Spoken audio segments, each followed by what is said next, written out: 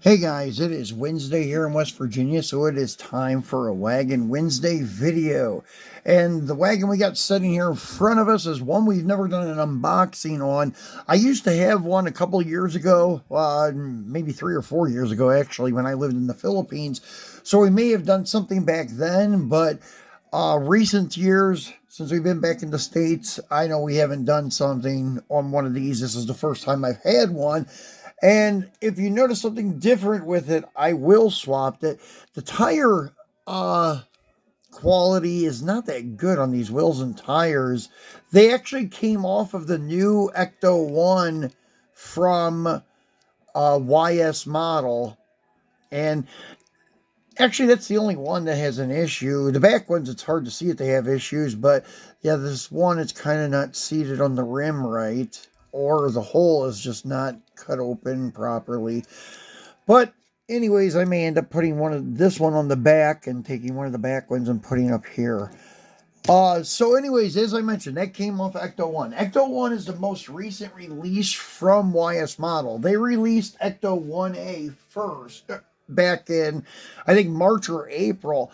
And this is it here. I was just a little bit late to getting these because I didn't get this 1A until I think late September, early October, something like that. But it's better late than never, as they say. And they kind of went backwards in their production. They made this guy first, which we did a full unboxing video on this. So look in our archive of videos and you'll find it there. It's not too long ago, maybe a month or month and a half ago, we did that. Now today we have ECTO-1. This is their most recent release. I think it came out in September. I couldn't find any in the States. I found the 1A in the States. I forget, I think it was LP Diecast, something like that.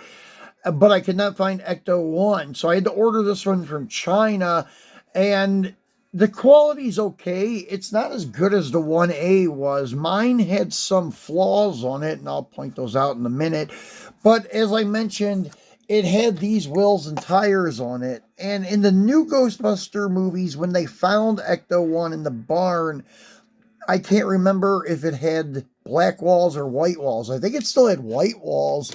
So I don't know why they put black walls on ECTO-1. It should have had the white walls. So that's why I got this car as a donor and put these on there. And I think it looks much better and much more authentic. So let's go ahead and get the sleeve off. The art on the box is kind of cool, but the thing that they messed up on is they put the wrong ECTO, and they think it's the women, the way the hair looks on some of them. So it is the new women Ghostbusters. So they got a little mixed up with their artwork there. And also on the stand, they did not redo the stand for part 1. They left it for part 2. As you can see, the ghost has his hand up with it too.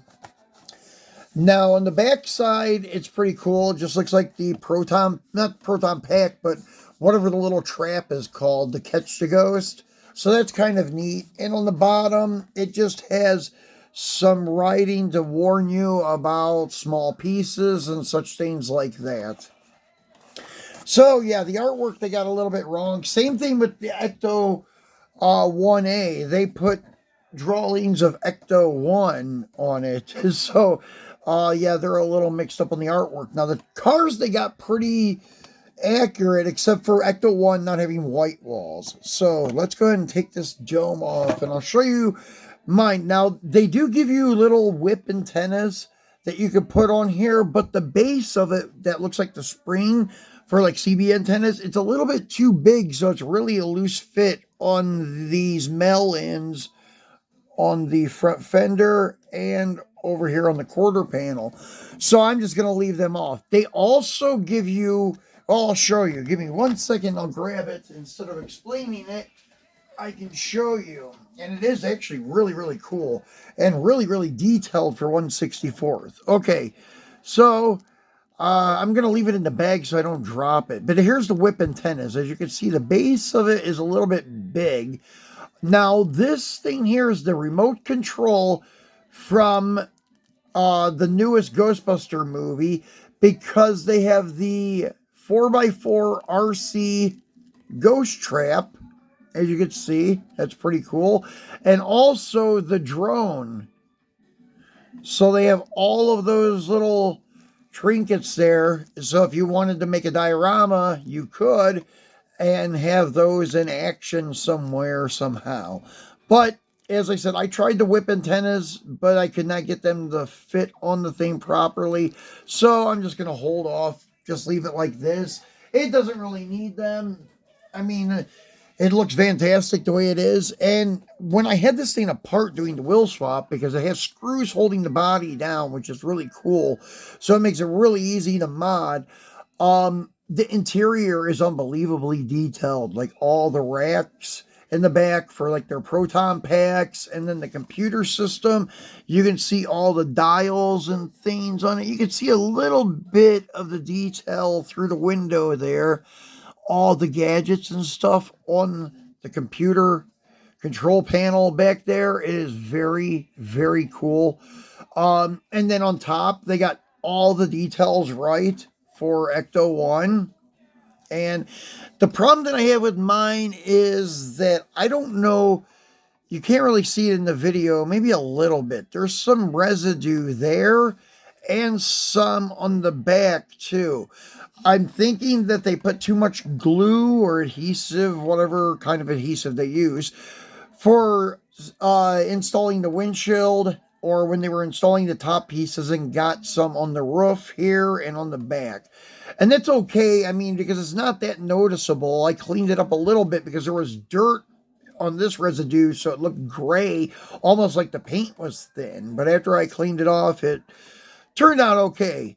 And then if you look real closely, you could see it's missing the passenger wiper, which is kind of sad because if you really look at it, you can tell, wow, it's got wipers and everything, but oh yeah, one's missing. So I contacted the seller, in which I've praised this guy before on my other videos. It's called Mox Toys out of China, and he's very good with like customer service and his packing and shipping. He's always really good. So he gave me like a 40% refund because it was damaged. So that was kind of cool. So I can overlook the missing wiper and the little bit of residue on it. But as you can see, like, look at the front of this car. The headlights are detailed to the point where they have like the vertical and horizontal lines in the headlights, and the grill nicely detailed, your ECTO-1 plate, and then your blue light down here. I thought it would be a spotlight, but I guess it's just a blue emergency light. And then the blue tubes coming down off the rack into the quarter panel. And then, as I mentioned, the pedestal stand for the whip antenna, mirrors. All the trim is detailed around the light, or around the windows, sorry. And then the tail lights, the bullet lights that a 59 Caddy is known for, look amazing. They did a fantastic job on those. And also, like the door handle on the back door. There's some other thing back here. I'm not sure what it is next to the fin, but it's detailed too. Then you have that little step on the emergency Cadillac bumper. The Miller Meteor, I think they're called. And once again, that roof rack is awesome. They did a fantastic job on all the details of it. And the wheels and tires are a thing that I did for improvement. I think they look much better than what these do. I think these ones have a more accurate hubcap look than what the ones look that I put on it, but the big wide white wall tire is what sold it to me. This thing needed the white walls. Now, ECTO-1A doesn't, because it never had the white walls on it in the movie. It had black walls with white steel rims with the dog dish center caps. So, this is my latest addition to my movie collection. And actually, my movie collection is not going to grow much more because, well, there isn't a lot that I don't have yet. There's 1, and get it to focus, and then 1A. So these things are definitely worth the $30 in price. I can't really say that they're not. That any reason why I wouldn't pay $30 for those, because they are very nice, but because they are so highly detailed, things like a missing little trinket like a wiper or maybe a mirror or something that may occur because there's so many pieces involved in the assembly of this thing. So anyways, moving along to our last wagon is a lowrider one, another one that I used to have, but I finally found another one at a very reasonable price. I think I got it for like $6 or $7 plus shipping. And this is a really cool car. It's from the Muscle Machines Jesse James series. And this is a very accurately scaled vehicle. It's true scale in my opinion. And the detail is beautiful. Let's get it out and take a look at it. Now, the wagon from the show, or that's in Jesse James' collection, is the same color as the one in the picture here, like this teal blue with the flames and the black roof or dark blue roof. So anyways, this one here was like a special edition one that they made in gold. I don't think his real one ever got painted gold. It could have, but I don't think so. And it's really cool. The door handles are shaved just like the real car, and all this pinstriping and stuff done on the roof, and then you got the flames on the hood and on the side of the vehicle. And then if you look through the back window, you can see the hydraulic pumps, which are really cool.